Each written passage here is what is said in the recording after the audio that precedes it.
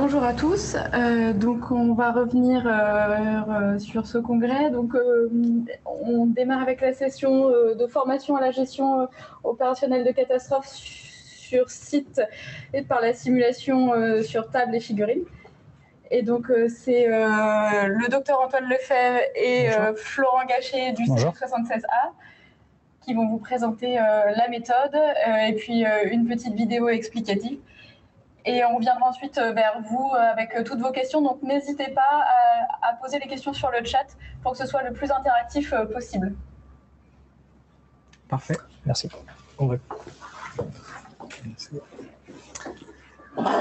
Alors nous allons, bonjour à tous, nous accueillons au MTC au CESU de Rouen pour... L'idéal, ça aurait été de vous accueillir ici pour faire un atelier, pour vous montrer en fait réellement la simulation sur table que nous utilisons pour l'enseignement. L'idée, c'est que ça soit au maximum interactif, donc on va faire une petite présentation d'une quarantaine de minutes dans un premier temps. Ensuite, on va vous montrer une vidéo. Vous serez immergé directement dans une simulation. Et puis, on reviendra effectivement sur des questions. Pour que ça soit un maximum interactif, n'hésitez pas à utiliser Zoom chez vous pour jongler entre le PowerPoint qu'on va vous montrer et puis les petites présentations qu'on mettra à disposition. Bonjour Florent, je te remercie. On est parti. Tout d'abord, on n'a pas de conflit d'intérêt, même si on va parler beaucoup de Playmobil. On n'a strictement qu'un conflit d'intérêt avec ça. Florent, qu'est-ce que ça t'inspire cette scène? Alors, on va vous poser aussi la question, chez vous, quand vous regardez cette image-là, qu'est-ce que ça vous inspire? Alors, on peut peut-être imaginer, on ne vous voit pas, mais on peut peut-être imaginer en fait un sourire.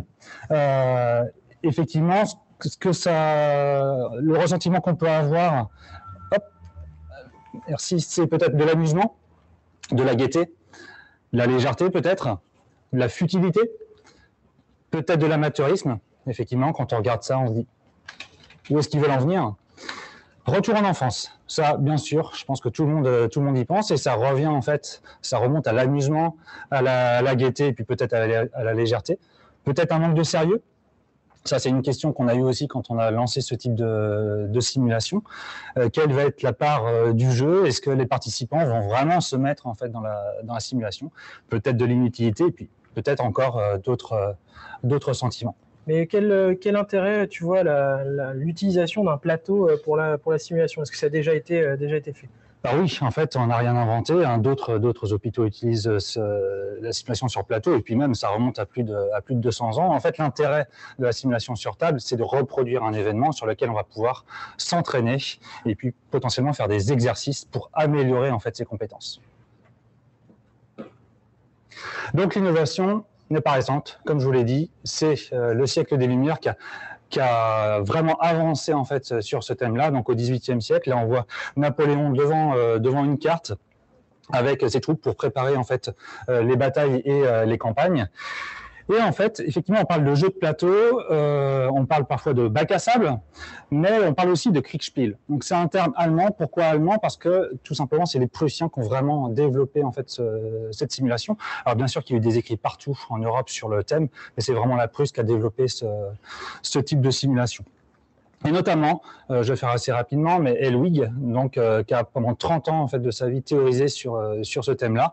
En France, c'est Jacques de Guibert, qui a, donc en 1772, qui a publié en fait, un article sur le thème.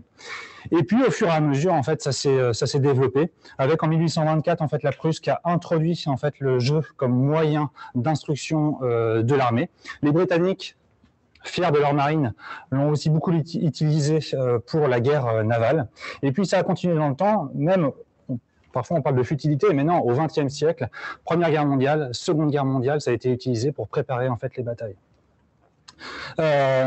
Petit aparté, pendant la Seconde Guerre mondiale, entre le 5 et le 6 juin, donc au moment du débarquement, il faut savoir que l'état-major de la Normandie était présent à Rennes pour une partie de simulation sur plateau, pour un Kriegspiel. Et en fait, le thème de ce Kriegspiel, c'était le débarquement. Donc comme quoi. Et aujourd'hui, on continue à l'utiliser, hein, les armées continuent à l'utiliser, et puis ça s'est démocratisé avec le civil. De plus en plus, en fait, on joue aux jeux de société. Et comme vous avez les photos en bas, vous avez des réelles simulations aujourd'hui, que ça soit, enfin, multitude en fait de jeux qui reproduisent en fait des scènes de guerre, et notamment avec, voilà, par exemple un petit bateau qui permet de reproduire des vraies simulations de bataille navale. Hop. On va avancer. Alors juste, quel a été en fait le raisonnement de la construction du Kriegspiel? Bah, à la base, c'est le jeu d'échecs. Le jeu d'échecs qui reproduit basiquement en fait une bataille entre deux armées. Et puis au XVIIIe siècle, il a été décidé, donc ils sont partis en fait tout simplement de ce jeu d'échecs, mais l'objectif c'était de reproduire en fait une bataille beaucoup plus importante avec beaucoup plus d'armées. Donc vous voyez, en deuxième image, en 1780, c'est le premier essai en fait où c'est tout simplement un échiquier qui a été agrandi à 1600 cases, et là on reproduit en fait les contraintes de terrain, que ce soit les villages, les montagnes, les campagnes, les cours d'eau qui vont provoquer des difficultés en fait dans le mouvement des troupes. À la base, sur le jeu d'échecs, il n'y a que quelques pions. Là, on va augmenter en fait le nombre de pions pour correspondre aux différentes armées sur le terrain. Et puis, 2 ans plus tard, là, on a déjà bien évolué, tout simplement en 2 ans, parce que là, vous voyez en fait la troisième image, on est toujours sur un plateau qui est encore plus grand, et vous voyez les petites couleurs. En fait, les petites couleurs, c'est tout simplement l'utilisation des 6 faces du dé pour reproduire en fait soit la campagne, soit l'eau, soit la montagne. Et donc là, l'idée c'est, ils se sont dit, il faut qu'on puisse avoir un outil qui va permettre en fait de moduler en fait le décor, ce qui va nous permettre en fait de nous adapter. En 1806, là on voit la quatrième image, on part sur des cartes. Donc c'est-à-dire qu'on utilise des cartes qui sont déjà posées et on va introduire notre quadrillage. L'objectif c'est on va aller directement sur le terrain où on va faire notre bataille. Et puis la photo du bas en 1810, là en fait c'est l'aboutissement en fait du Kriegspiel. Alors je ne sais pas si vous voyez très bien, mais vous avez notamment 2 participants avec un arbitre qui est en plein centre de l'image. Pourquoi l'arbitre? Parce qu'au fur et à mesure, il a fallu réfléchir à l'aléatoire. Ça, c'était très important.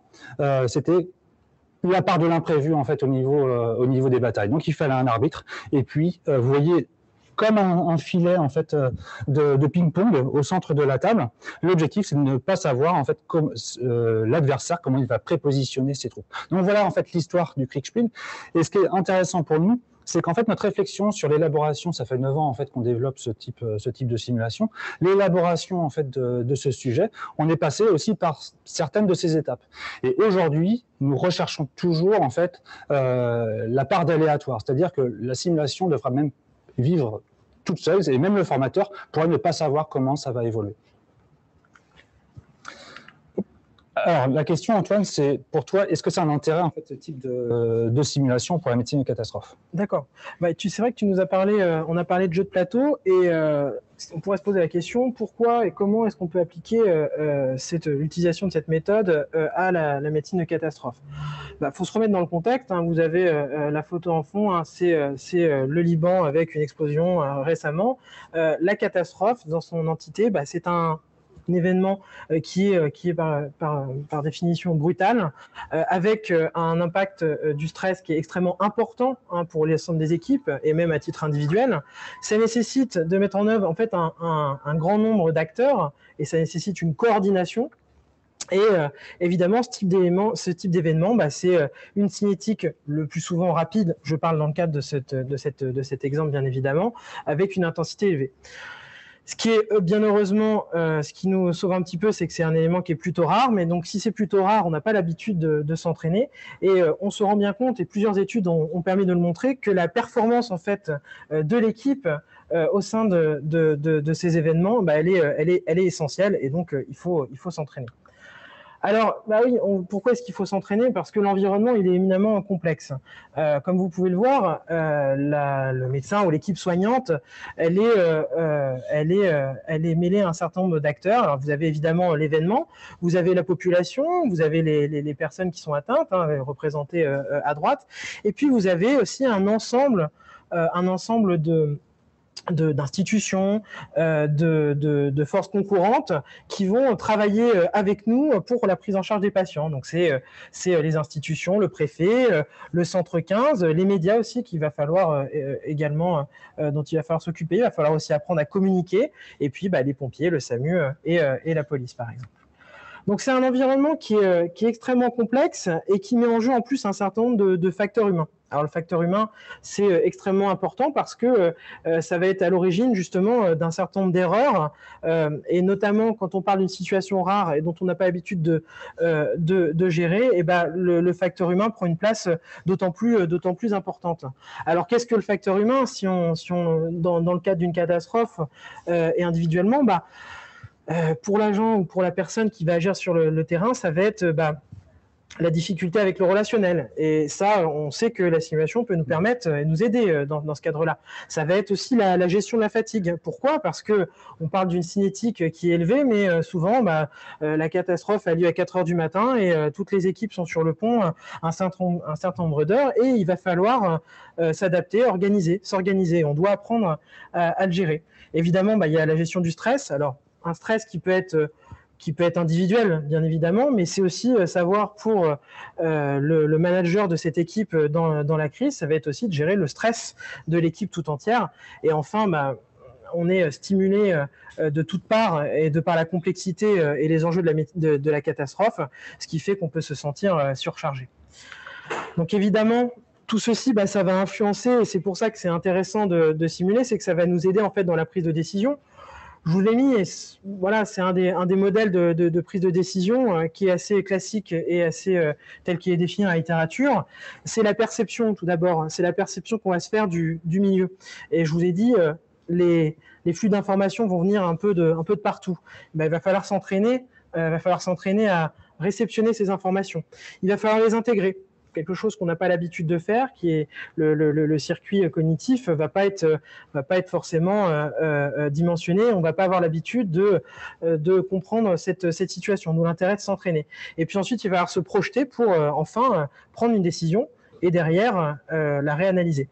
Tout ça, je pense que la simulation peut nous aider en médecine de catastrophe pour ces situations-là. Alors évidemment, en situation de crise, il y a un certain nombre de biais cognitifs, et on le reverra par la suite dans la situation, qui vont altérer en fait notre perception de la situation, modifier notre représentation et altérer notre jugement et notre mécanisme de décision. Et c'est pour ça que c'est un enjeu, la simulation. Ça va nous aider dans la compréhension et la gestion de ces mécanismes.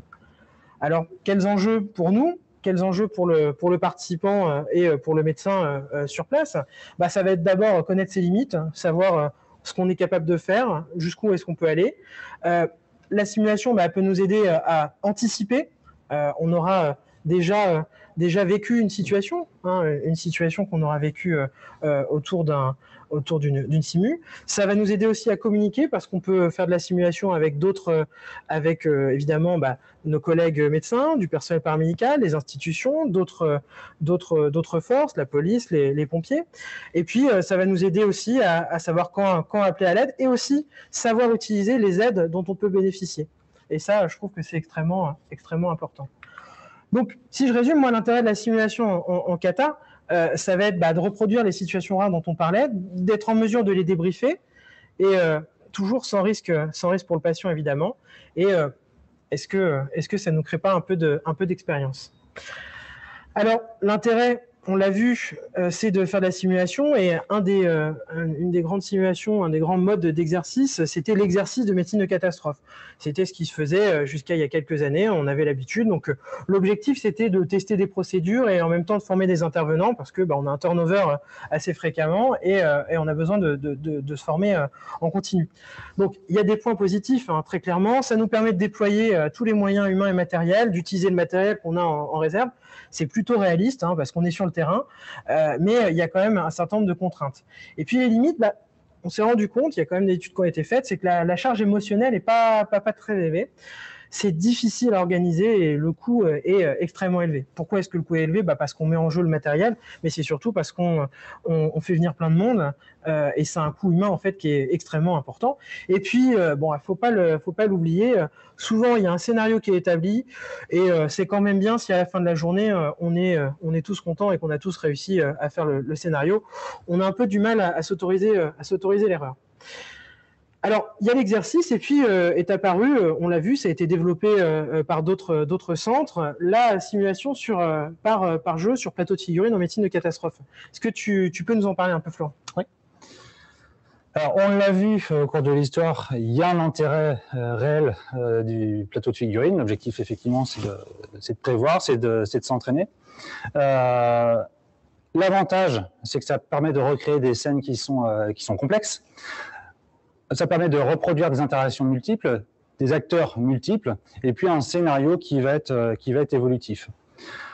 Donc, notre approche, c'est une simulation sur table, en salle. Donc, on va utiliser des figurines pour nous, en médecine de catastrophe, reproduire les victimes et l'ensemble des acteurs.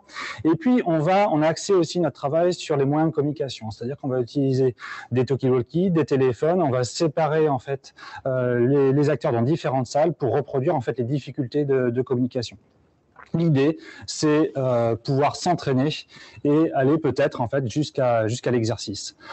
Donc là, vous voyez une diapositive avec la situation initiale où vous avez les victimes qui sont déjà prépositionnées et l'objectif, c'est l'organisation, donc dans notre cas, d'un plan sec, nombreuses victimes, donc parfaitement organisées à votre droite. Mais ça, c'est un jeu en fait, vous jouez ça... Alors, c'est effectivement la question. Quelle est la part du jeu? Ça, c'est aussi une petite chose dont on s'est posé la question dès le début, en fait. Est-ce que le participant va réussir à rentrer, en fait, dans la simulation ou tout simplement, il va se mettre à jouer? Alors, parlons un petit peu quand même du jeu. Le jeu, c'est un stimulant très fort, donc qui est très intéressant pour l'apprentissage. Ça a été développé dans la littérature. Le plaisir va favoriser effectivement l'apprentissage. Attention, c'est aussi à différencier de l'élément ludique. L'élément ludique qui est amusant, récréatif, qui est divertissant. Là, notre jeu, c'est une activité structurée, donc par des règles, et puis avec des interactions qui sont extérieures. Donc bien sûr qu'il y a le plaisir avant tout, tout simplement quand on va dire aux participants de nos formations, on va simuler en utilisant des figurines, tout de suite il y a le sourire. Alors malgré tout, déjà c'est une petite partie de gagner parce qu'ils arrivent sans trop d'a priori et plutôt volontaires. Et ça va permettre en fait un apprentissage expérientiel, donc qui permet l'erreur, hein, c'est l'objectif aussi de la simulation, et puis un vrai rôle social, ça on le voit aussi, entre avant et après la simulation, on voit vraiment que les participants ont vécu quelque chose ensemble, et puis il y a vraiment une dynamique, on en reparlera tout à l'heure. Donc le jeu est bien adapté à l'enseignement des situations complexes avec des interactions multiples. Il offre une variété de scénarios. Effectivement, sur table, on va être capable de créer presque tout et n'importe quoi. L'évolutivité en fait des scénarios, plusieurs niveaux en fait de lecture possible d'une situation, une vision globale. Effectivement, comme on le voit derrière, on est en 3 dimensions, on est avec un plan, on est au-dessus. Donc parfois on a une vision beaucoup plus globale. Une possibilité donc de séquences spécifiques, possibilité d'échanger des rôles, ça c'est très intéressant, c'est de se mettre à la place en fait de l'autre pour comprendre en fait ses contraintes. Une créativité des participants, exploratoire, et puis c'est la possibilité de faire, on parlait tout à l'heure, là un débriefing qui est non policé. Donc on va vous parler un petit peu de l'organisation en fait de notre simulation. Initialement, il faut le savoir, la simulation sur plateau, on l'a développée pour la GSU, l'attestation de formation et gestes aux soins d'urgence. Donc c'est pour l'ensemble en fait des professionnels de santé, donc pas forcément d'emblée en fait les professionnels de l'urgence. C'était même pas d'ailleurs pour les professionnels de l'urgence. Et en fait, on s'est vite rendu compte avec d'autres CESU que c'était très intéressant et qu'on pouvait développer cette méthode-là pour les professionnels. Donc on vous le montrera tout à l'heure. Aujourd'hui, on a quatre niveaux de simulation qu'on va vous présenter. Donc en fonction du niveau de simulation, la simulation peut durer 1h20 jusqu'à 3-4 heures en intégrant le briefing et le débriefing. Et puis, la scène de la catastrophe, les intervenants, les victimes, les véhicules, les bâtiments de ville. Donc là, nous utilisons effectivement une marque bien connue de figurines. D'autres utilisent d'autres marques. On va parler de Lego, Playmobil notamment. Alors, les 4 niveaux de simulation.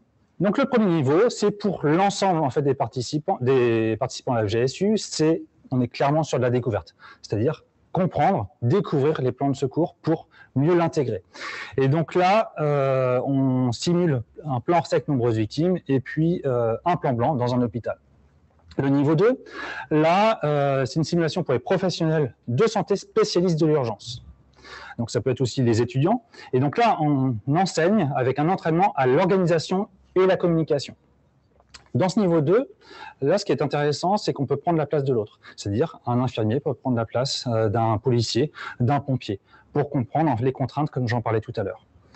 Et puis, le niveau 3, donc là, dans le niveau 3, on est sur une simulation interservice. Donc, chacun joue son rôle. Donc, l'idée, c'est de simuler au MTC, au CESU, de Rouen, des événements, une catastrophe, où les pompiers, les policiers et gendarmes, les professionnels de l'urgence vont venir pour s'entraîner. Et le niveau 4, là, on est plus sur l'exercice. Et puis, même un exercice préfectoral qu'on a pu faire en 2018 au sein du Medical Training Center, avec reproduction de plusieurs scènes de catastrophe, et puis le déclenchement en fait des cellules de crise, donc des différentes entités, et puis l'arrivée des postes de commandement sur place. Donc c'est un jeu de rôle avec une organisation, des règles comme on en a parlé tout à l'heure. La logistique, il faut plusieurs salles justement pour recréer les contraintes de communication. Il y a toujours en fait un groupe chantier PMA, PMR, poste médical avancé, c'est l'hôpital de campagne en fait. Son objectif, c'est de sécuriser le lieu du sinistre, faire des bilans réactualisés, organiser le tri et la prise en charge des victimes, choisir son emplacement, donc sur le terrain, et puis collaborer avec le groupe poste de commandement et la régulation du SAMU, et puis gérer les évacuations. Le groupe poste de commandement, lui, va gérer en fait toute la situation, c'est la chefferie. Son objectif, c'est aussi sécuriser le lieu du sinistre pour tous les intervenants, adapter, coordonner les secours préhospitaliers, répondre aux demandes logistiques donc, du groupe chantier, et puis assurer le lien entre le SAMU et les hôpitaux. Et puis, il y a le troisième groupe régulation du SAMU plan blanc, donc, qui va s'occuper de la réorganisation donc, des hôpitaux. Des plans pour vous montrer un petit peu comment ça s'organise, pour que ça soit un petit peu plus concret pour vous. Donc là, par exemple, c'est le niveau 1. Le niveau 1, c'est 3 salles. On voit donc le groupe chantier, poste de commandement et puis plan blanc. Et puis, on voit les petits points, c'est tout simplement les communications entre chaque groupe. Il y a toujours aussi la notion de facilitateur. Quand on a créé, en fait, quand on a fait évoluer ce type de simulation, l'objectif, c'était de mettre tous les moyens possibles pour qu'il y ait le moins d'interaction possible moins d'intervention en fait du facilitateur. Donc, on le fait avec 1 ou 2 facilitateurs pour le niveau 1, tout en sachant qu'en fonction des niveaux, on peut aller jusqu'à 5. Parce qu'il y a plus complexe. Oui. Effectivement, il y a plus complexe. Là, on est au niveau 1. Quand on va arriver au niveau 2 à 4, là, on va séparer le poste de commandement et puis on va recréer en fait le cheminement du patient. On va positionner, donc là, vous voyez en fait les fonctions de chacun dans chaque salle. Et puis, on intègre aussi une pièce un peu plus logistique qui va nous permettre soit par des moyens simples, soit par un logiciel qu'on avait développé, de gérer en fait les évacuations pour que ça soit au plus proche en fait de la réalité. Il faut savoir que notre simulation n'est pas en temps réel, on est en temps divisé par 4. Donc, l'objectif, vous voyez la victime qui se déplace, c'est de partir du chantier, passer par le poste médical avancé et être évacué vers les hôpitaux. Les outils. Effectivement, pour cette simulation, le participant doit avoir un maximum d'outils pour être immergé en fait dans la simulation. Effectivement, quand on regarde ça, alors il faut imaginer qu'on travaille sur des plans qui sont beaucoup plus grands. Là, c'est juste une petite présentation. Il doit représenter, donc ça c'est un plan schématique, mais ils vont travailler notamment sur des photos aériennes. Ça va leur permettre de s'organiser, de comprendre les contraintes aussi de terrain. Donc des plans, des carnets objectifs et aides, effectivement, dans le briefing, chacun a un petit carnet avec les objectifs auxquels il doit répondre. Des téléphones et des talkie-walkie, des chasubles qui vont permettre, là on le voit sur la photo, qui vont permettre à chaque participant de connaître le rôle de chacun. Et puis d'autres supports qui vont faciliter en fait l'organisation. Les objets, donc une petite partie, l'objectif c'est que l'apprenant a tout ce qu'il peut demander. C'est-à-dire qu'aujourd'hui on a une trentaine de véhicules, plus de 200 figurines possiblement sur la table, entre les victimes et puis les soignants, et puis j'en parlais tout à l'heure, les bâtiments de ville qui vont permettre en fait la 3 dimensions. Et au final, Florent, le plateau, c'est une toute petite partie en fait de l'ensemble du dispositif. Tout à fait. On a aussi travaillé sur les moyens de communication. Là, une diapositive un petit peu pompeuse, mais qui permet de voir qui est en relation avec qui. L'objectif, c'est reproduire exactement les interactions comme sur le terrain. Un exemple, quelques photos pour vous immerger un petit peu avant la vidéo. La simulation, donc un niveau 3, simulation interservice. Donc on voit en fait les acteurs dans les différentes pièces et puis la photo tout en haut à gauche avec les outils informatiques qui nous permettent de gérer notamment les évacuations. Le niveau 4, donc là c'était l'exercice préfectoral dont on vous a parlé tout à l'heure, avec plusieurs salles, et puis en bas à droite, vous voyez en fait le poste de commandement. Après, ce qui est important, c'est aussi, dans le niveau 3, dans le niveau 4, en fait on est sur l'interservice. Donc chaque acteur va avoir des besoins différents de représentation sur le terrain. Là où peut-être que les soignants vont plutôt être au niveau de l'équipe. Je vous donne un exemple sur le niveau 4. Les forces de l'ordre vont vraiment vouloir le nombre de figurines de police et de gendarmerie qui correspondent réellement au nombre qu'ils seront.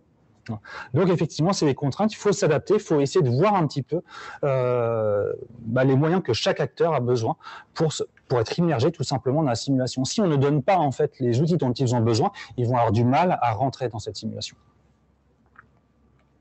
On va parler des forces et des faiblesses de ce programme d'apprentissage. Alors, déjà, ça immerge les participants dans une situation qui est dynamique. Quand on parle d'immerger, c'était aussi la question au début de se dire est-ce que la personne va vraiment rentrer dans cette simulation avec tout simplement des figurines qui lui rappellent son enfance, notamment avec le sourire qu'il a dès le début en fait, de la simulation.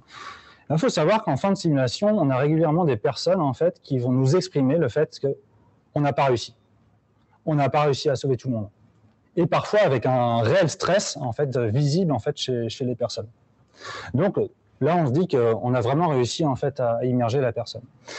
Ça permet de reproduire des situations rares et parfois même de refaire des rétextes, c'est-à-dire qu'on peut reproduire un événement pour voir si on aurait fait différemment. Permet de former un grand nombre de soignants. Un coût, au final, qui est relativement modéré. Effectivement, quand on parle de simulation, parfois on parle de budget qui est très conséquent. Là, on estime qu'avec 1 500 €, ce qui est quand même une petite somme, on peut reproduire en fait ce qu'on veut, enfin multiples scènes. 1 500 € sur les 9 ans qu'on pratique, avec un matériel qui n'est pas altérable, très peu altérable, c'est quand même plutôt bien. Ouais. Pour l'apprenant, quelles sont les forces? Ça intègre un aspect ludique favorable à l'apprentissage, ça améliore sa satisfaction, la dynamique de groupe, on parlait d'un avant et d'un après, la concentration, la compréhension et la rétention des connaissances. Et ça, on va le voir juste après avec une étude qu'on avait pu réaliser au centre d'enseignement d'urgence. Alors là, il y a beaucoup de points forts, mais les points faibles, on en parle peut-être? Ouais. L'investissement organisationnel, effectivement, ça demande du temps en fait de préparation en amont de la formation et puis un temps de rangement qui est quand même conséquent. On parlait de facilitateurs, effectivement, en fonction du niveau de simulation, on va devoir être plus nombreux. Le nombre de salles aussi, effectivement, il faut plusieurs salles qui soient à disposition. Et puis, on a quand même un nombre limité de participants, aux alentours d'une quinzaine de personnes. On veut absolument que chaque personne soit intégrée, soit active en fait dans la simulation. On a évalué les choses. Ouais, on en parlait tout à l'heure. On a fait une étude prospective avec deux groupes. Tout simplement un groupe sans simulation et un groupe avec simulation. Une étude qui a été réalisée par 2 questionnaires, tout de suite après le cours et puis à distance du cours avec un QCM. On va passer rapidement, mais il y a quand même des notions qui sont quand même très intéressantes. On était quand même sur 310 sujets qui étaient inclus dans l'étude, 154 avec simulation et 155 sujets dans le groupe sans simulation. Alors déjà, premier retour, c'est que les deux présentations, que ce soit par PowerPoint entre guillemets et puis simulation, les retours étaient très positifs, les participants étaient contents. Mais 3 points ressortent particulièrement de cette étude, c'est la question « Avez-vous perçu des difficultés dans l'organisation des secours ?» Là, c'est clair et net. Là où le groupe sans simulation, ils sont à peine 6% à être capables d'exprimer et de décrire en fait les difficultés qu'ont les secours sur place, ceux qui ont participé à la simulation sont à peu près 72% capables de les décrire. Et quand on regarde en fait dans le détail les mots qui ressortent, dans les 2 tiers des cas, c'est la communication. Et c'est ce qu'on voulait aussi travailler et faire ressortir. L'organisation, dans la moitié des cas. Et puis après, on tombe sur la gestion du temps, la coordination, la sécurité. Et puis l'impact psychologique, notamment le stress, la panique, l'angoisse. Comme je vous le disais, ils sont quand même 3% à exprimer en fait ça juste après la simulation. Et puis la rétention des connaissances. Juste avant, on parlait de force, mais là, on le voit bien. Avec l'évaluation par QCM, ça permet en fait, on montre bien qu'avec la simulation, on retient presque 20% de plus de connaissances, ce qui n'est pas négligeable. D'autres expériences? Ouais. Il y a d'autres expériences, bien sûr, que c'est développé depuis longtemps, et puis dans d'autres pays, il y a plein de moyens. Et en fait, on peut utiliser plein de figurines différentes, plein de moyens différents pour faire cette simulation sur plateau. On va en parler un petit peu. Tu peux nous parler de... Oui, effectivement, nous, il y a une méthode qui est utilisée sur plateau, mais il y a déjà d'autres méthodes qui existent, notamment en médecine de catastrophe. On peut citer le MRMI, donc pour Medical Response to Major Incidents, donc formé par un groupe d'experts en 2009, rattaché à la Société européenne de chirurgie d'urgence et traumatologique. Et donc ça, c'est un autre outil. C'est un autre outil qu'utilise l'outil Maxime.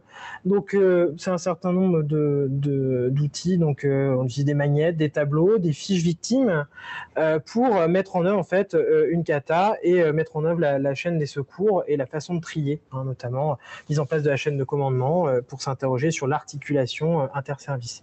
Donc d'ailleurs, il y a une association en France.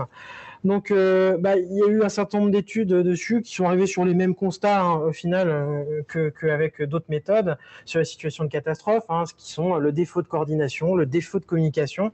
Donc, c'est très intéressant ce type de méthode parce que ça permet de former les équipes en temps réel et chacun dans son rôle.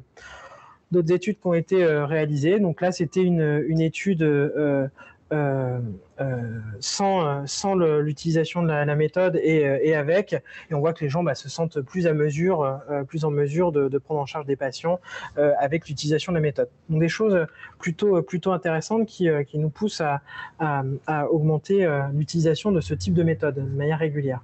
Une autre étude qui montre là, cette fois-ci, l'amélioration. Alors, c'est un niveau de preuve qui est assez faible en termes d'effet pour le patient, mais quand même, les participants ont une amélioration du sentiment de compétence sur tous les domaines testés. Donc c'est quand même assez intéressant. Donc vous voyez, 74% pour hospitalier et notamment aussi 80% pour toutes les fonctions de coordination.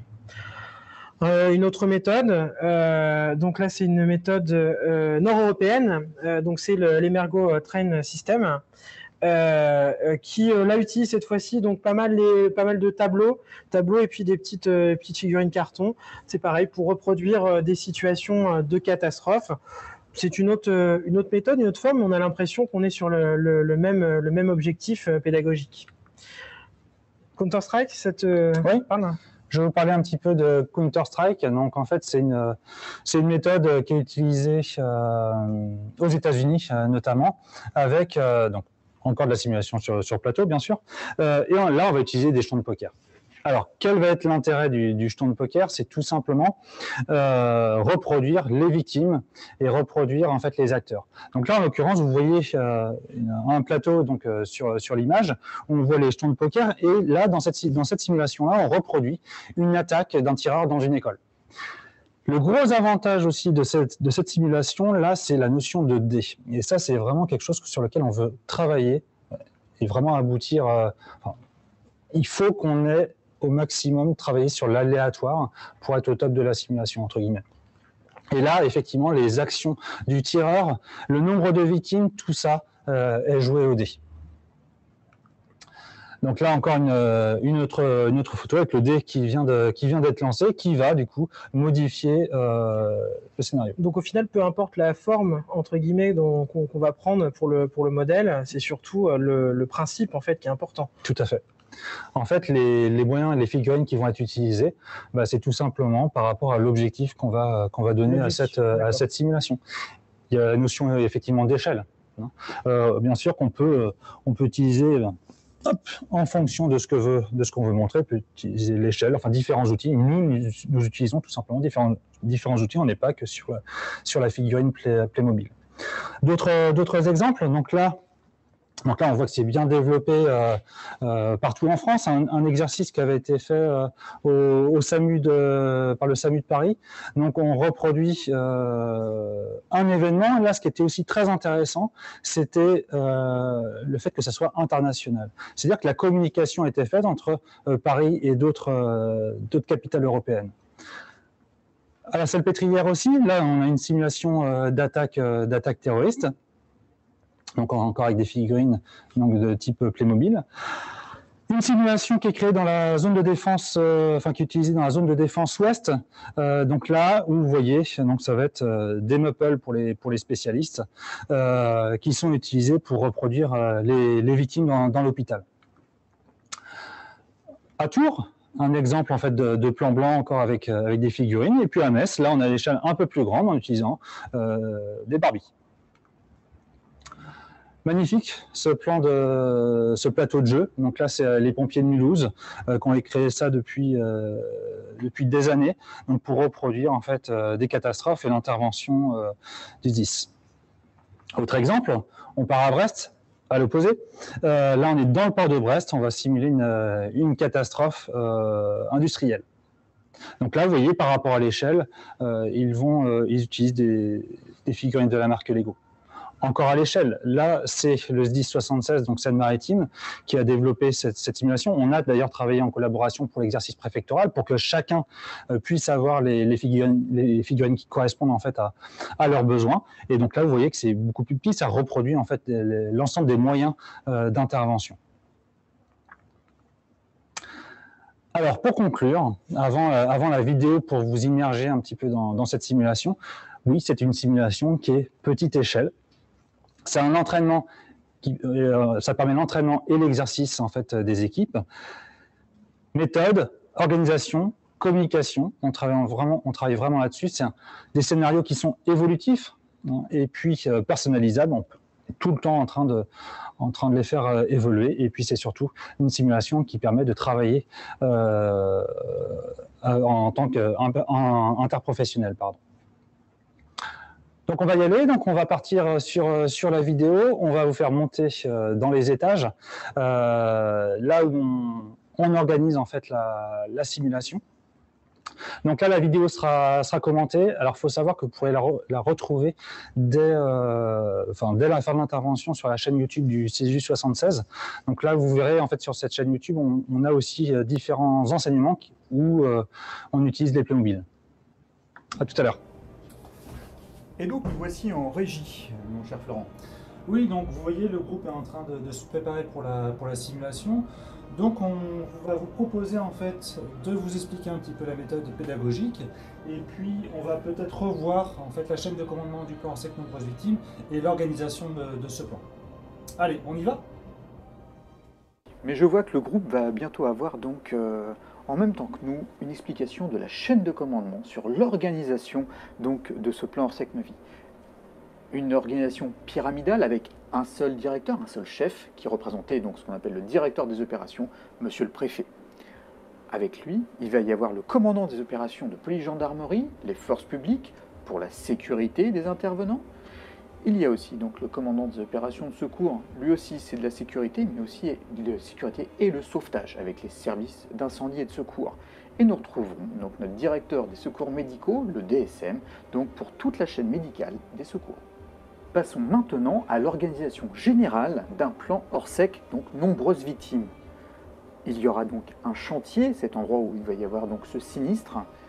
Rapidement, il va y avoir un tri de faits, de façon à pouvoir ressortir plusieurs catégories.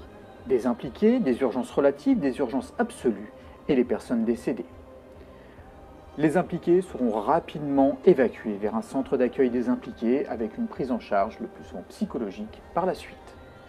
Il y aura bien sûr un point de rassemblement des décédés qui sera créé non loin du PMA.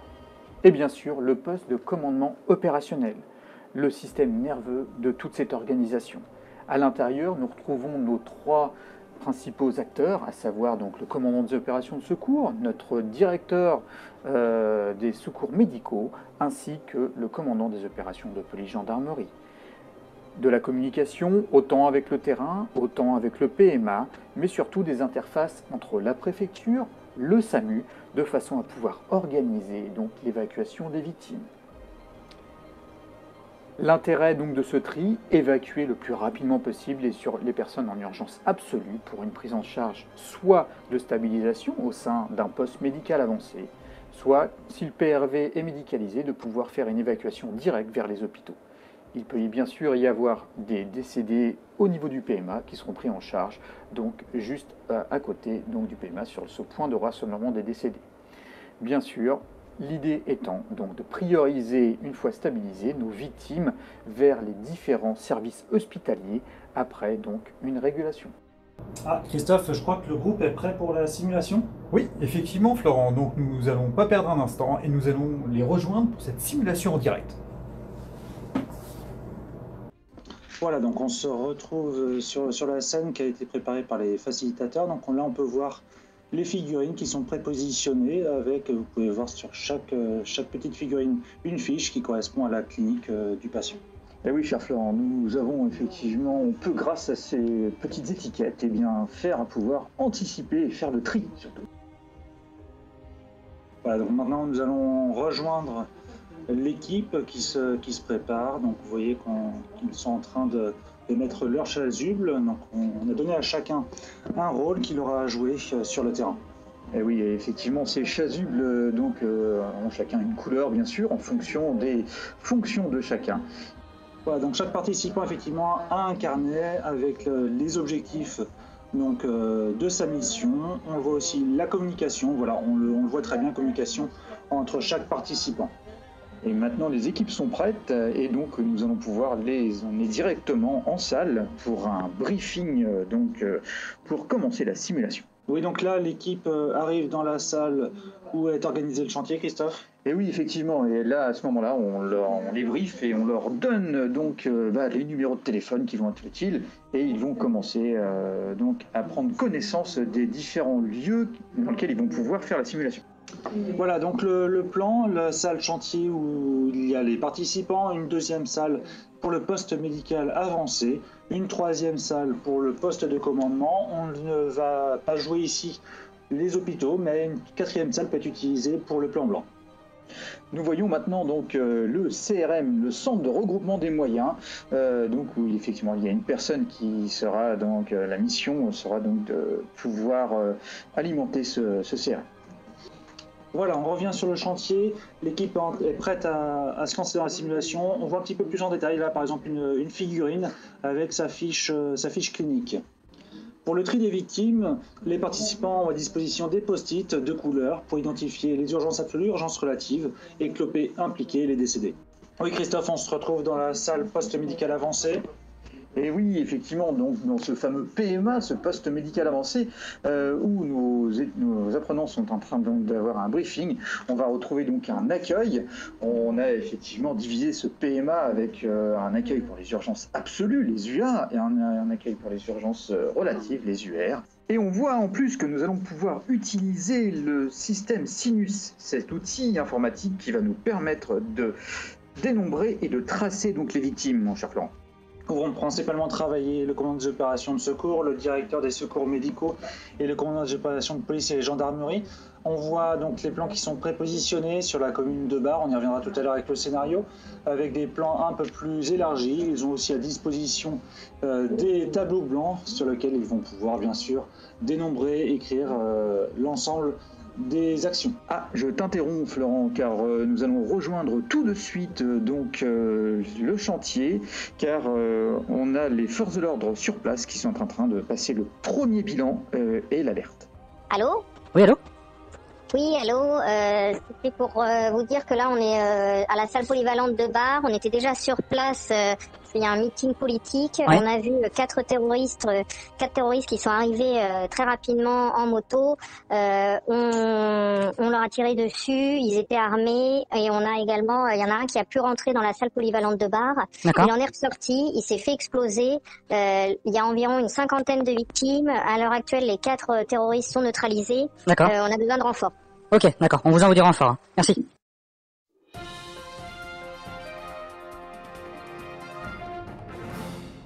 Mesdames, Messieurs, bonjour. Flash spécial, nous interrompons votre programme pour vous annoncer d'une attaque en cours. Nous retrouvons tout de suite sur place notre envoyée spéciale Mathilde pour plus de précision.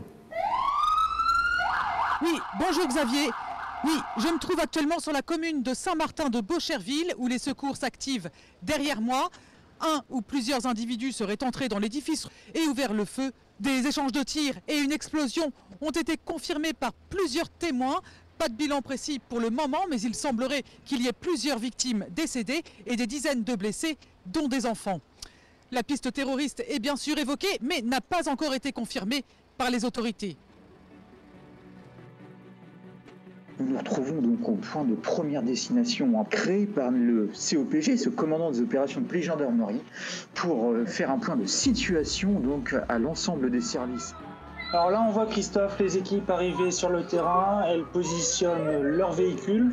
Et oui Florent, et là maintenant ils vont prendre connaissance du terrain pour pouvoir s'orienter et puis surtout dimensionner donc cette catastrophe de façon à pouvoir faire des remontées rapides au niveau du commandement et en l'occurrence pour que le directeur des opérations de secours puisse être informé de la situation.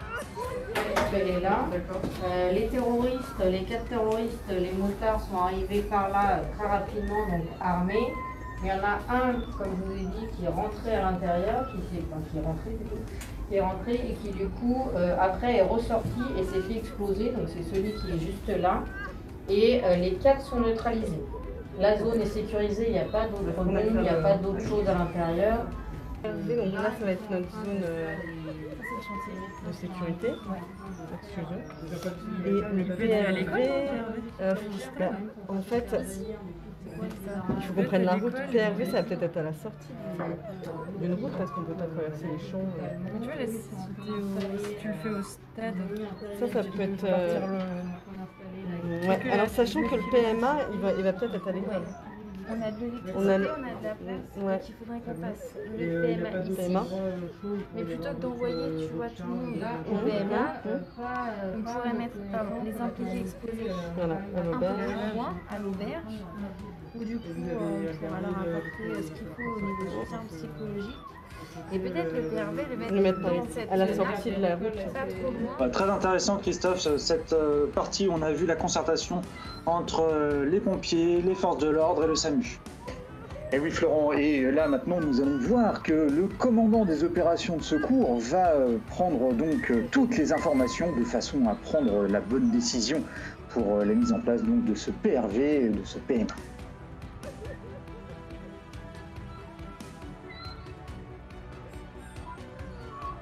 Et oui Florent, et en plus nous voyons toujours cette concertation permanente entre le commandant des opérations de secours et les différents acteurs, à savoir là pour le COPG. Et on a vu arriver en fait sur la droite du coup 4 motards qui sont arrivés très rapidement, qui étaient armés et donc il y en a un qui a réussi, on a réussi à les neutraliser, à tirer dessus, mais il y en a un qui a réussi à rentrer, qui est ressorti et qui s'est fait exploser. Donc là tout de suite les 4 motards et les 4 terroristes sont neutralisés. Et en tout cas, on a sécurisé la zone. Il n'y a pas d'eau, il n'y a pas d'eau. C'est sécurisé, tout ça c'est sécurisé. Là, en fait, nous, on a sécurisé juste l'intérieur, en tout cas, de voir qu'il n'y avait pas d'eau. Nous voyons maintenant donc le commandant des opérations de secours donc valider les décisions et donner maintenant effectivement des endroits pour les PRV, le PMA.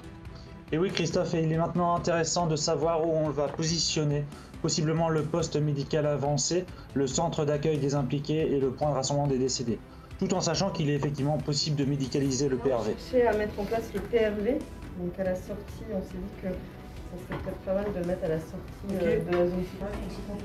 Il y a beaucoup de décédés. Pour le moment, on a commencé. Oui. Oui, une dizaine de décédés. D'accord. Bon, là, on a commencé à voir rapidement les moyens du coup. Oui. Vous avez commencé le tri? Oui, on a commencé à se préserver. Et nous voyons toujours donc les médecins qui s'affairent à donc ce tri de façon à prioriser donc le ramassage. 50 victimes, ok, sachant voilà, déjà une dizaine de décédés. Ok, adultes et enfants. Ok. Donc il y a des terroristes alors. Tiens au courant. Alors il y avait 4 terroristes, d'accord. Et il y en a donc 3 qui ont été maîtrisés et il y en a un qui s'est fait exploser. Voilà, très intéressant la prise d'information du directeur des secours médicaux au poste médical avancé. On voit aussi l'enregistrement sinus des victimes à l'entrée du PMA. On est à 50 victimes là, PMA. D'accord. Je vais faire le secrétariat. Allez. Donc c'est des humains. C'est que des Donc humains. nous voici Christophe dans le poste de commandement. On voit que les premières informations sont notées au tableau. Oui, effectivement, Florent. Donc, on voit maintenant le commandant des opérations de secours avec le directeur des secours médicaux, là, qui fait un point sur le nombre potentiel de victimes et puis maintenant, à savoir combien ils vont avoir donc de moyens. Et nous nous retrouvons donc au CRM, Florent. Oui, donc le CRM où on voit l'organisation, donc le positionnement sur la carte du centre de regroupement des moyens. Et puis, on a vu la réflexion sur la drop zone qu'il sera utilisé. Donc nous voyons aussi les supports qu'a à disposition en fait le participant pour organiser les évacuations. Faut savoir que dans cette simulation le temps est divisé par 4 et on va utiliser des véhicules sous forme de magnètes pour pouvoir dimensionner réellement avec le nombre de véhicules qui seraient nécessaires. 3 VSAV, 1 VTV. C'est urgence absolue. J'avais pas cette notion-là. Donc c'est urgence absolue. C'est bon. Le CODIS vous envoie les VSAV. Ok, merci. Et un bref passage par le commandement opérationnel où on voit effectivement que c'est surtout la communication qui prime. Oui Christophe, et là nous voyons que cette simulation nécessite une organisation importante et puis plusieurs facilitateurs pour apporter le matériel dont aura besoin chaque participant. Nous voyons les différents moyens, que ce soit les hélicoptères, les moyens pompiers, les moyens policiers, gendarmerie, SAMU, et puis l'ensemble des acteurs qui seront sur le terrain. Mon cher Florent, on voit donc sur le chantier, on s'organise.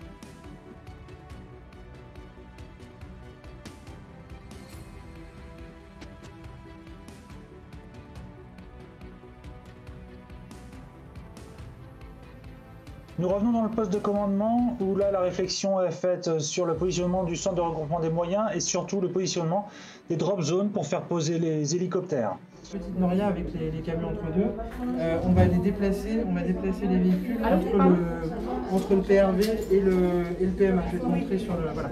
L'hélicoptère, s'il doit se poser, il se posera en dehors de la ville. D'accord, à cet endroit-là. Donc ça, tu seras sollicité. À l'auberge, on aille les chercher. À côté de la route, c'est pas mal. Oui, on mettra les décédés à l'église. Et il faut encore d'autres moyens aussi. Oui, bah ils arrivent. On va sinon ça va se transformer en nuage. Il y a une force relative, c'est voilà, tu peux mettre ça là.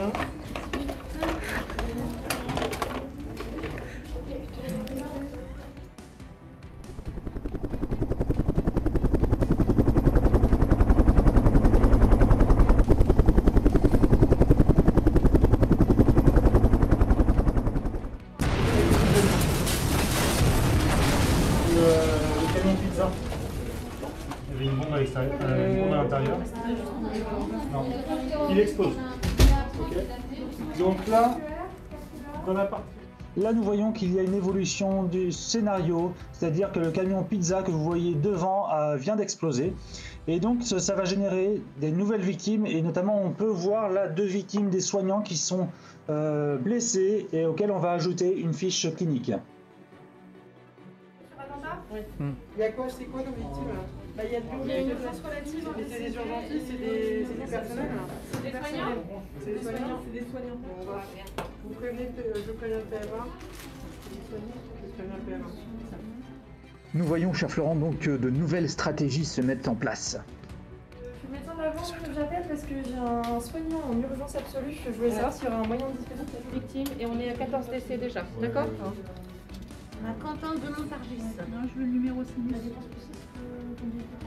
501.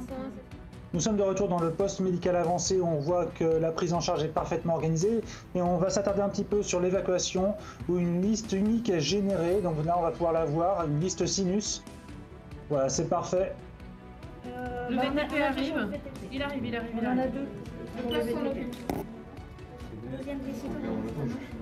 Ouais, ben finis-le, mais on va faire partir en priorité celui qui est somnolent. Et j'ai un hélico normalement qui est arrivé, on va prendre l'hélico. Là, on en avait 2 et un décédé en plus sur la deuxième. Avec le CRM, on va... Voilà Christophe, la simulation vient de se terminer et donc le débriefing est vraiment primordial. Chaque participant va faire un retour en fait sur ce qu'il a vécu dans la simulation. Et oui Florent, ce débriefing va faire ressortir les difficultés rencontrées et surtout bien mettre un accent sur les contraintes des différents postes.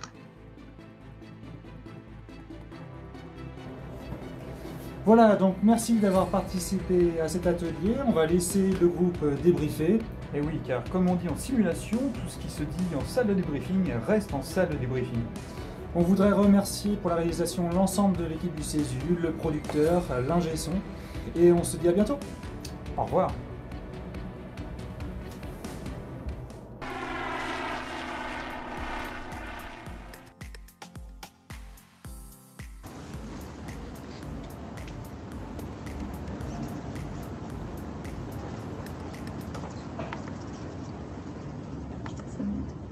On est là. Eh bien, merci pour cette présentation et cette vidéo. On va maintenant passer aux différentes questions. Donc, surtout, vous n'hésitez pas sur le chat.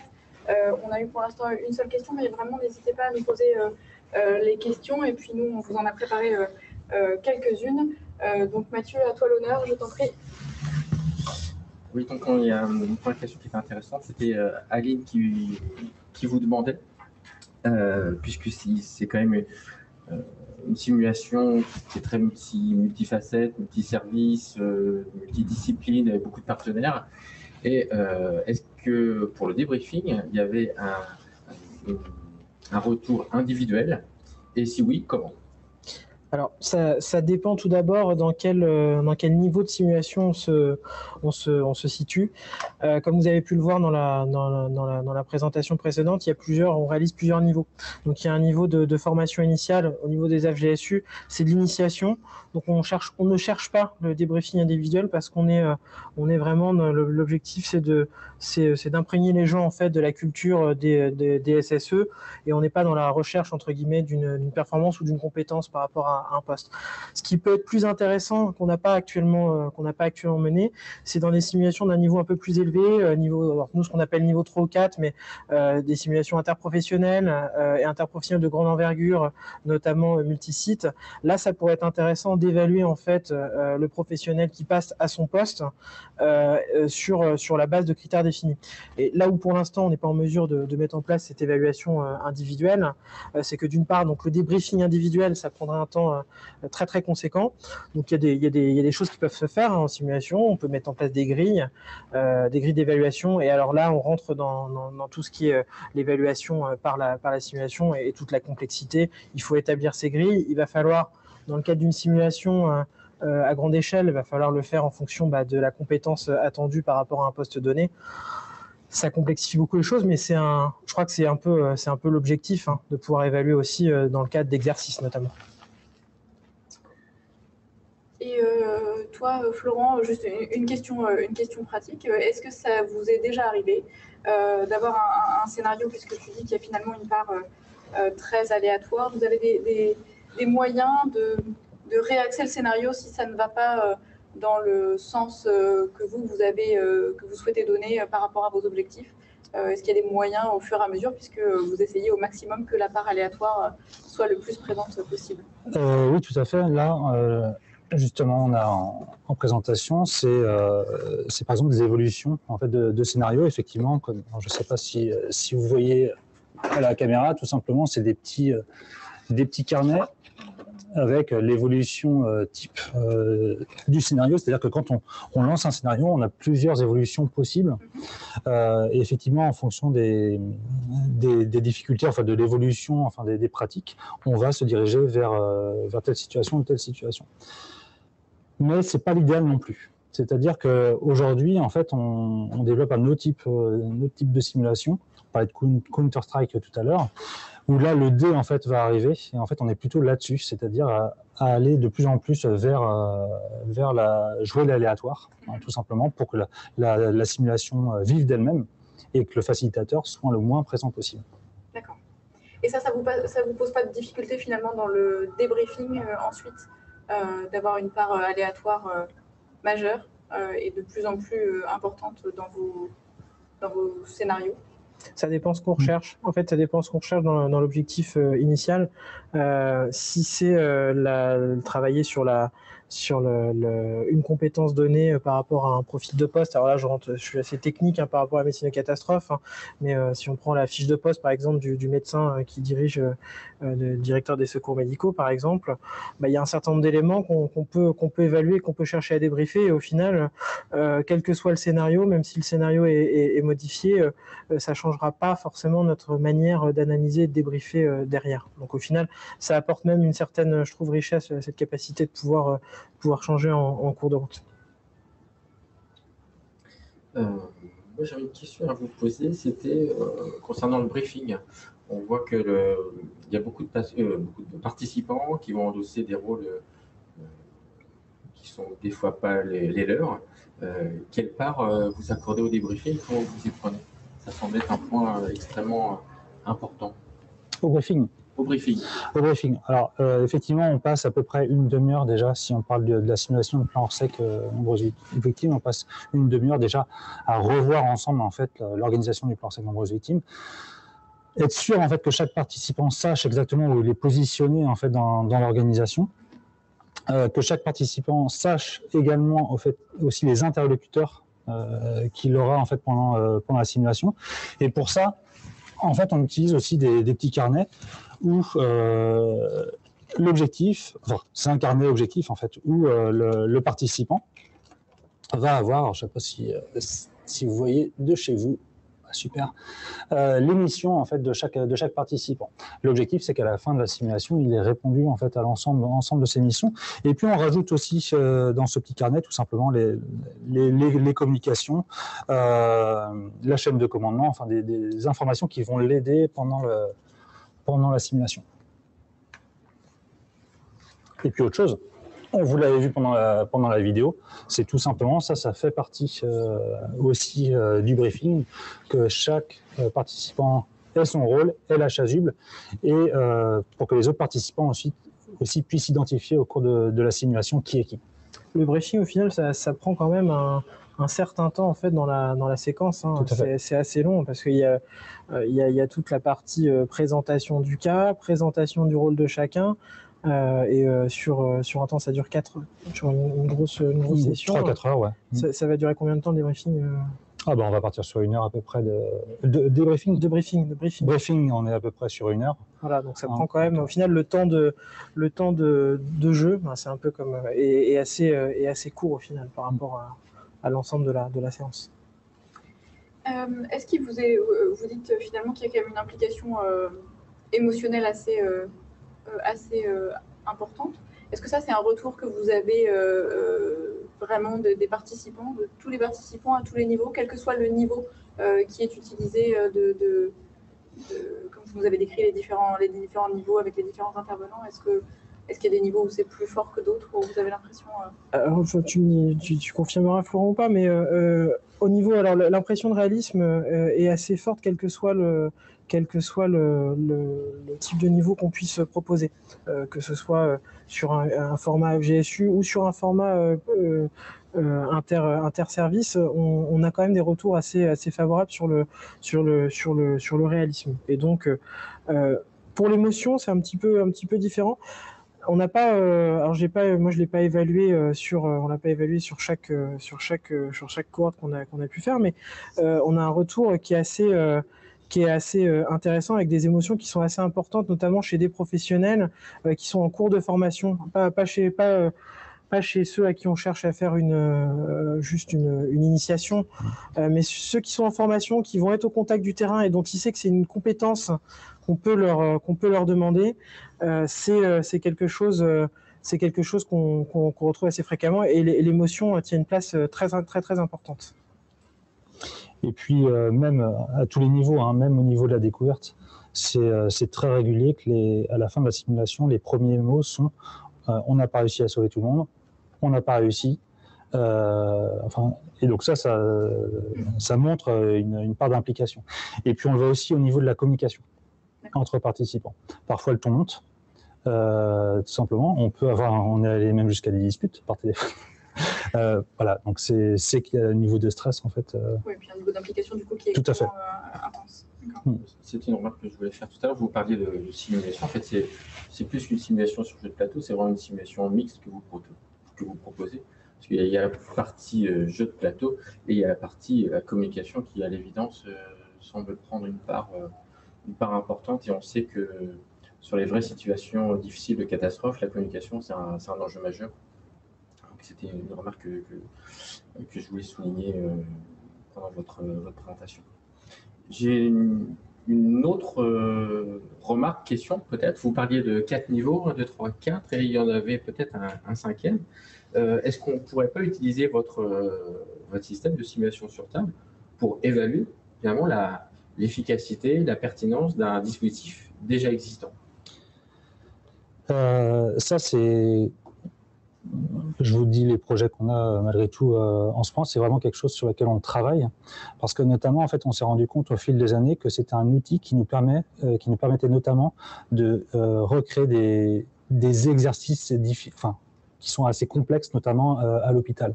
C'est-à-dire faire un exercice avec un afflux massif de 500 victimes, c'est assez compliqué. Et là, grâce aux figurines, on est en train de réaliser en fait des situations, de créer des situations où on pourra possiblement injecter ces 500 victimes. Donc justement, en fait, ça permettrait notamment d'évaluer potentiellement les plans existants et potentiellement les ajuster. Ouais, moi je vais te compléter, Florent, mais je pense que c'est effectivement ça peut être complètement utilisé dans le cadre justement de la qualité et de l'amélioration des plans hospitaliers. Hein. Alors ça nécessite une personnalisation. C'est comme pour chaque élément, chaque exercice, ça nécessite de centrer sur les objectifs. Et on peut d'ailleurs faire plusieurs niveaux de simulation sur plateau. Est-ce que c'est à l'échelle d'un service des urgences pour voir comment un service des urgences s'est organisé, ou à l'échelle d'un établissement pour travailler plutôt sur la coordination et sur la communication entre les services, notamment les notions de communication dégradée. Mais ça peut complètement servir à évaluer. Après, si on prend le côté évaluation, et c'est toujours d'ailleurs, je pense, là je retranscris en dehors de la simulation peut nous aider, mais on retombe dans l'évaluation par la simulation et l'évaluation tout court. Il faut être en mesure d'avoir aussi des outils qui soient utilisables dans ces situations-là. Alors, est-ce qu'on cherche à évaluer le plan lui-même? Est-ce qu'on cherche à évaluer l'individu? C'est vraiment, tout est très différent et c'est très personnalisé, je pense, en termes d'organisation. Pendant la vidéo que vous avez passée, si je ne me trompe pas, il y a une bande son qui passe. Pourquoi est-ce que qu'est-ce qui vous a amené à en mettre en place une? Est-ce que vous avez eu l'impression qu'il n'y avait pas assez d'implication auparavant, ou par intuition, vous avez supposé que c'était nécessaire? Est-ce que vous avez l'impression que ça améliore l'immersion ou c'est...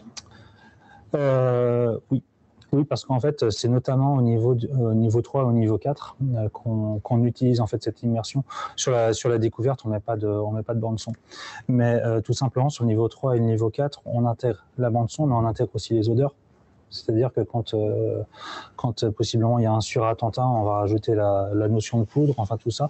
Et on a le retour des participants qu'on montrait que c'était intéressant de le mettre. Parce que dès qu'ils rentrent dans la salle, cette odeur, ces bruits qui les perturbent aussi par rapport à la communication entre eux, c'était intéressant. Donc ça nous a conforté sur le fait qu'il fallait continuer à les utiliser. Et en termes de temps, donc vous dites qu'il y a une contraction du temps divisée par 4 à peu près. Ça, c'est pas une problématique qui pose souci aux participants? Est-ce qu'ils n'auraient pas envie de jouer plus longtemps, de développer encore plus, ou est-ce que vous avez l'impression que c'est satisfaisant pour répondre aux objectifs en termes de temps? Alors, c'est notamment par rapport à la contrainte du soin. Effectivement, là, on ne joue pas le soin, on est plutôt dans l'organisation.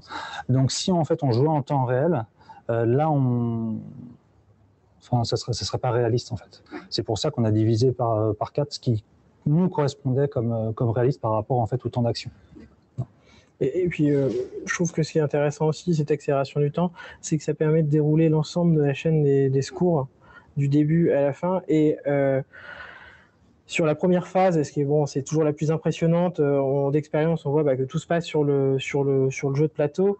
Et puis, comme Florent l'a montré, ça se passe sur le jeu de plateau, mais ça se passe aussi derrière. Il va y avoir le point de rassemblement des victimes, et puis il va y avoir ensuite le poste médical avancé, et puis l'évacuation, et puis l'arrivée à l'hôpital. Et l'objectif, c'est de pouvoir travailler sur toutes ces phases-là. Et si on travaille en temps réel, on s'est vite assez rendu compte que avec des temps plus longs, plus étendus, on a vidé quasiment tout le terrain, qu'on n'a pas commencé à travailler à l'hôpital. Et en termes de réalisme, justement, et puisqu'on a quand même un objectif de réalité et de réalisme dans cette simulation, on rentre pas, on rend pas un rendu réaliste pour les apprenants. Notamment, c'est compliqué pour celui qui est le médecin ou l'infirmier qui est impliqué plan blanc, puis qui va attendre 1 heure avant d'avoir son premier patient, et puis à l'inverse pour l'équipe de terrain qui a terminé au bout d'1 heure. Merci beaucoup encore une fois pour vos présentations. Je suis vraiment très enthousiaste pour votre projet. C'est notamment une simulation qui intègre vraiment toute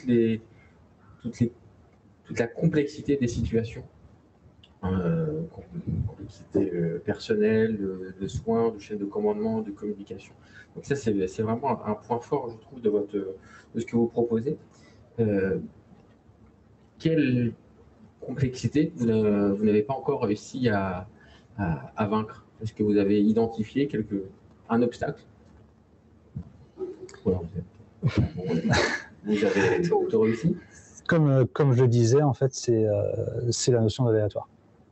Et en fait, quand on voit, c'était très intéressant à travailler notamment sur cette présentation, c'est la notion de ce qui a été fait dans l'histoire. Et en fait, quand on voit en fait sur les 30 années en fait le cheminement qui a été fait, c'est toujours la recherche de la complexité, reproduire au maximum ce qui se passe sur le réel, mais intégrer en fait l'aléatoire. C'est-à-dire que faut savoir que les premiers plans qui ont été créés, c'était tout simplement on mettait une procédure en place et on voyait ce qui se passait. Et au fur et à mesure, ils se sont rendus compte que non, ça ne fonctionnait pas comme ça. Il fallait automatiquement intégrer en fait ce qu'allait faire l'autre. En fait.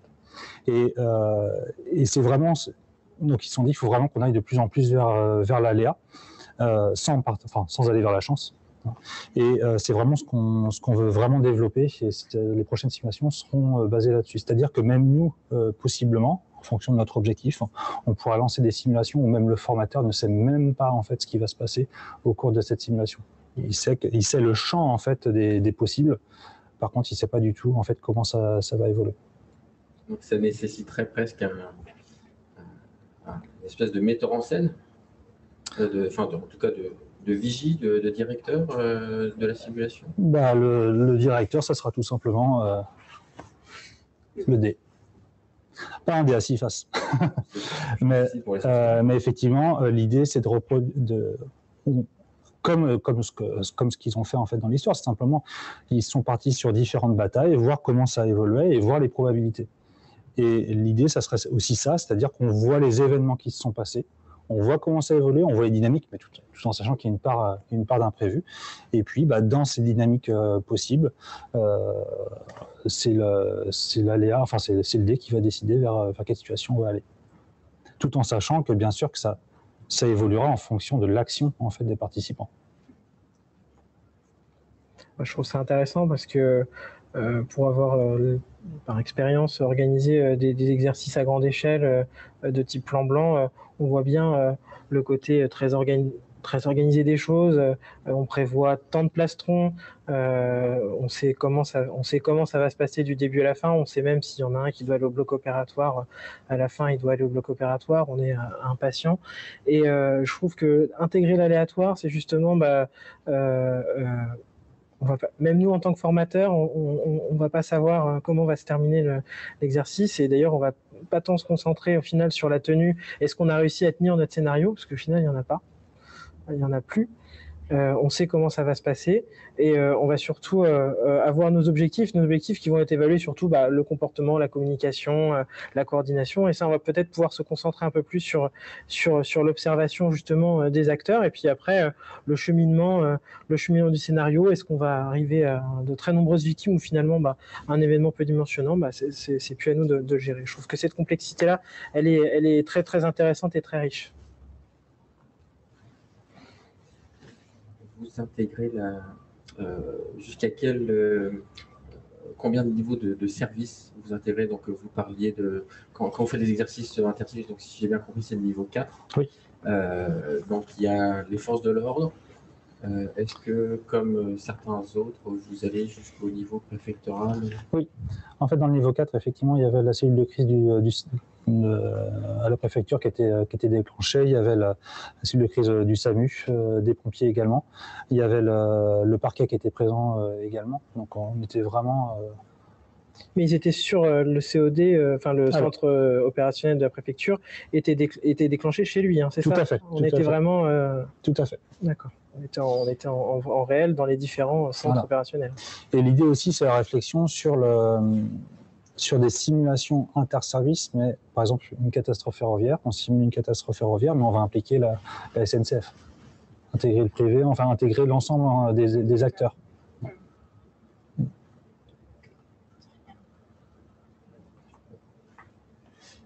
Alors, comme vous pouvez le constater, le lien Zoom ne marche plus. Il n'y a pas d'autres... Je regarde s'il y a d'autres... d'autres questions. Un autre ordinateur.